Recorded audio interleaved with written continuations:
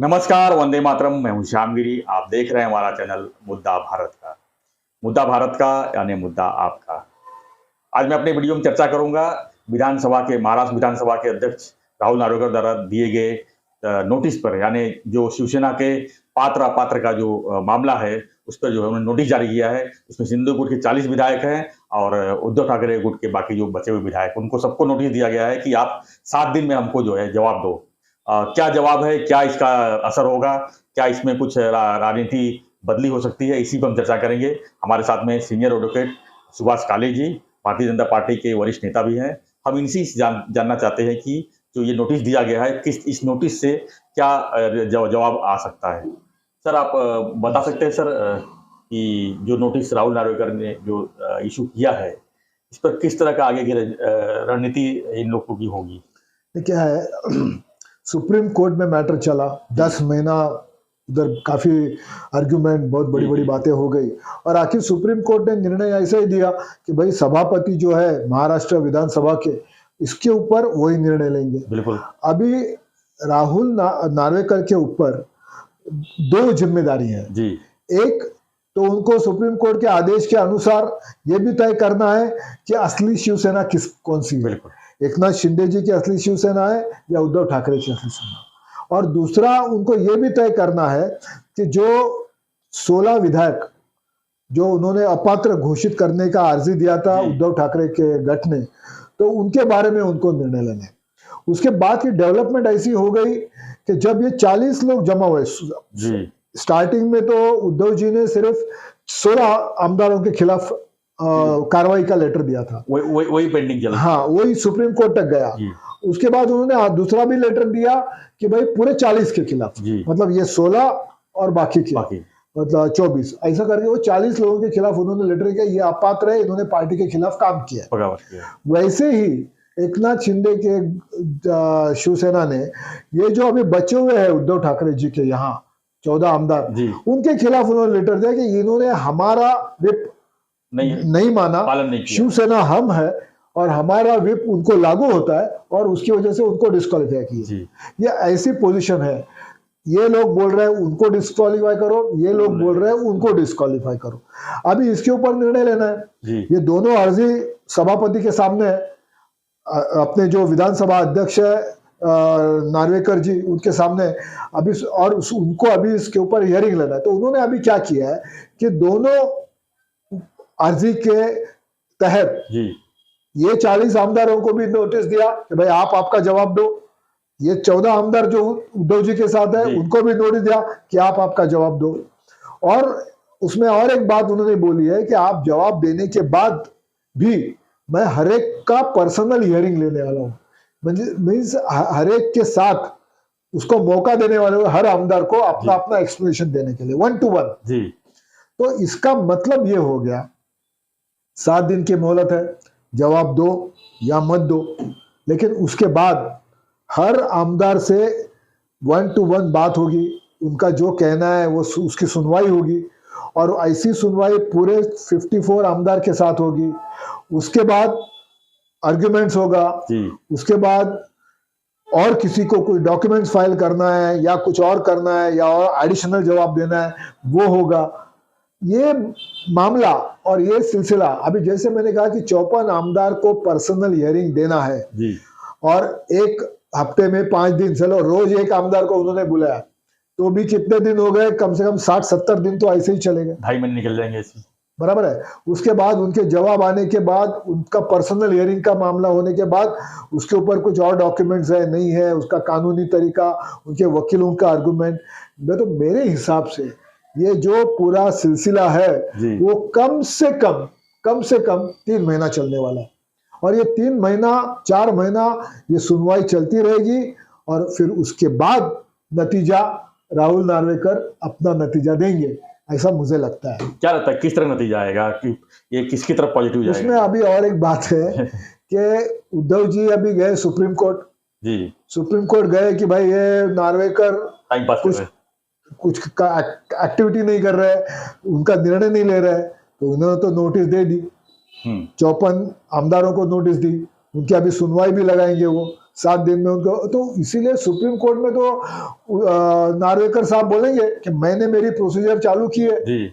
उस हिसाब से मैं हियरिंग ले रहा हूं, और ये हियरिंग को और ये सब सुनवाई को जो वक्त लगेगा वो तो लगना ही है जी। और कोर्ट का जो जुरिस्प्रूडेंस रहता है कि हर एक को पूरा मौका दिया जाए सुनवाई का, तो मैं हर एक को पूरा मौका सुनवाई का देने के बाद ही मैं निर्णय दे सकता हूं। और सुप्रीम कोर्ट उनको ऐसा बोले कि नहीं नहीं नहीं, नहीं आप सुनवाई मत लो, तुरंत जजमेंट, ऐसा हो ही नहीं सकता। बिल्कुल। तो सुप्रीम कोर्ट में जो पिटीशन फाइल किया है 19 तारीख को उसका हियरिंग है, उसका नतीजा भी फिक्स है। उसका नतीजा यह है कि सुप्रीम कोर्ट बोलेगी उन्होंने कार्रवाई शुरू की है, उनको अपनी कार्रवाई करने दो। और जब ये सब सुनवाई होगी, जब होगा, तो मैंने जैसे कहा कि ऑलरेडी इलेक्शन कमिश्नर ने तो अपना निर्णय दे दिया है कि कौन सी शिवसेना है जी। तो शिवसेना ये नाम और शिवसेना की निशानी धनुष्य बाण ये ऑलरेडी एकनाथ जी अपने जो सीएम है उनके साथ पास है।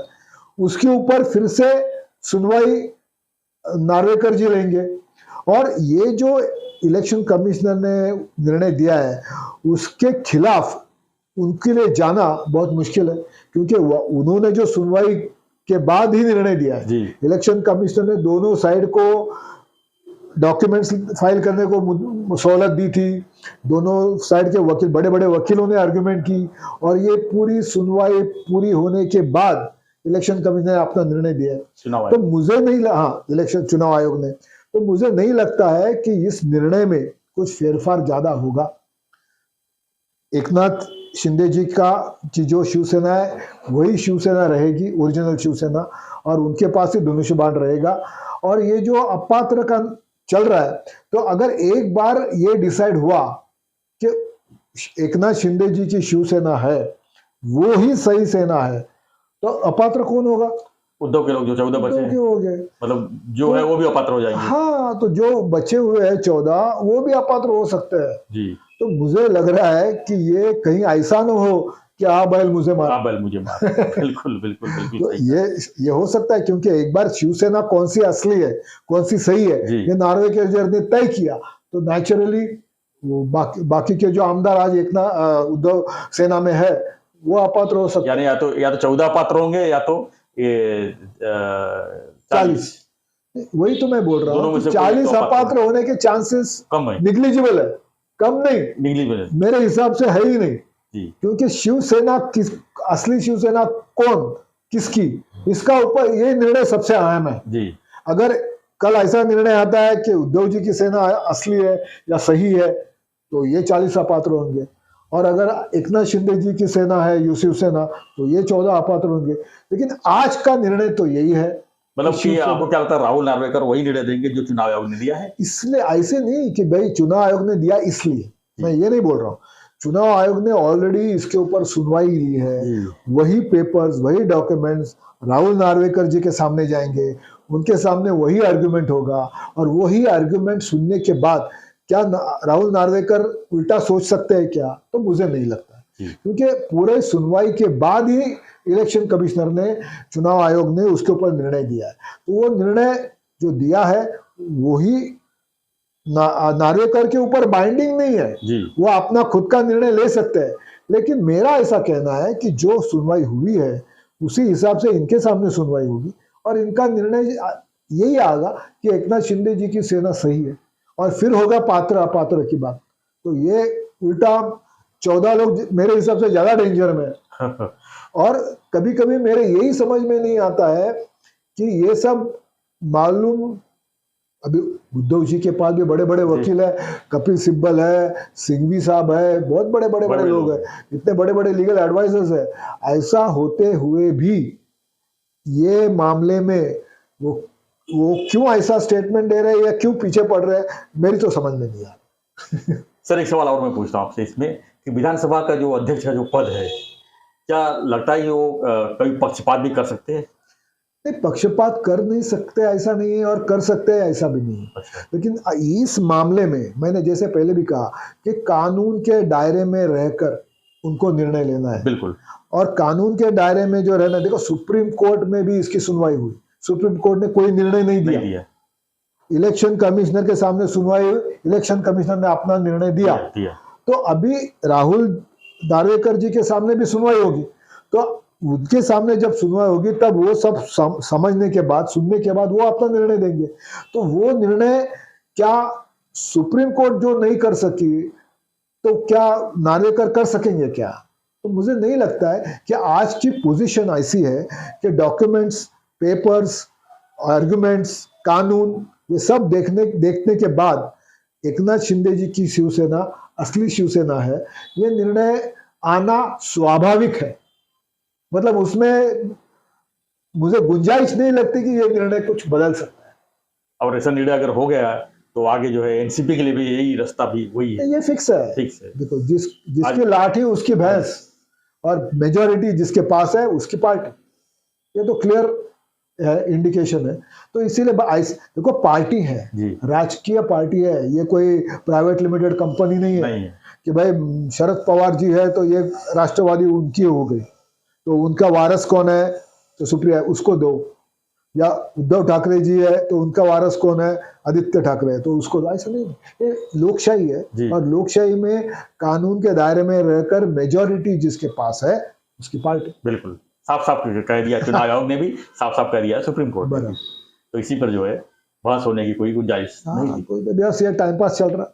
और धन्यवाद सुभाष काले जी। देखिए, सुभाष काले जी सीनियर एडवोकेट और भारतीय जनता पार्टी के वरिष्ठ नेता है। हम इसे चर्चा कर रहे थे कि नार्वेकर ने जो पात्र को लेकर 40 विधायक शिंदे गुट के और उद्धव गुट के विधायकों को जो नोटिस जारी की है, उस पर क्या फैसला हो सकता है और कितना लंबा समय लग सकता है। तो आपको हमारी जो चर्चा है कैसी लगी, हमें प्रतिक्रिया में जरूर लिखिए कमेंट बॉक्स पे।